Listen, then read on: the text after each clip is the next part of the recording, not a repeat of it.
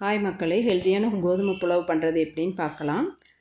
ஒரு கை soya chunks எடுத்துகிட்டு ஒரு பவுலில் போட்டு சுடுதண்ணி ஊற்றி ஊற வச்சுக்கலாம்.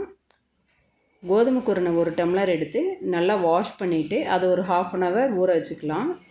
அதுக்குள்ளே தேவையான வெஜிடபிள்ஸ் கட் பண்ணிக்கலாங்க. ஒரு பெரிய வெங்காயம், ஒரு பெரிய சைஸ் தக்காளி, 4-5 பீன்ஸு, 2 கேரட்டு, ஒரு பச்சை மிளகா, இதையெல்லாம் கட் பண்ணி வச்சுக்கலாம். ஸ்டவ்வில் குக்கர் வச்சுட்டு ஒரு 3 ஸ்பூன் ஆயில் ஆட் பண்ணிக்கலாம்.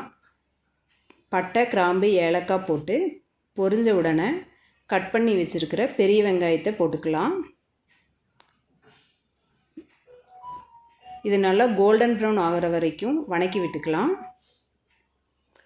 கட் பண்ணி வச்சுருக்க தக்காளியை போட்டு நல்லா சுருளை எண்ணெய் பிரிஞ்சு வர்ற வரைக்கும் கலந்து விட்டுக்கலாம்.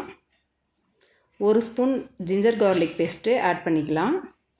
இதை நல்லா பச்சை வாசனை போகிற வரைக்கும் கலந்து விடுங்க. இப்போது கட் பண்ணி வச்சுருக்க வெஜிடபிள்ஸ் போட்டு அதையும் கலந்து விட்டுக்கலாங்க.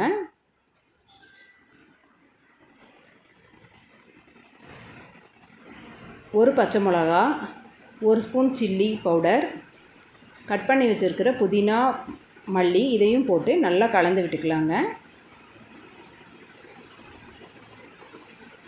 இப்போ இது கூட ஊற வச்சுருக்கிற கோதுமை குருணையை போட்டு கலந்துக்கலாங்க.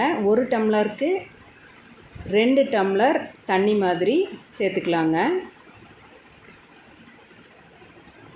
இதை நல்லா கிளறி விட்டுக்கிட்டு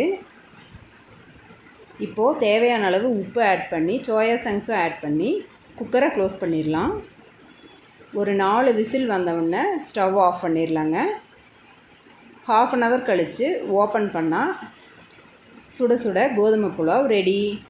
இது டயட் மெயின்டைன் பண்ணுறவங்க, சுகர் பேஷண்ட்ஸ்க்கு மட்டும் இல்லாமல் எல்லாருமே சாப்பிட்ற மாதிரியான டேஸ்டியான ஃபுட்டுங்க. ட்ரை பண்ணி பாருங்கள்.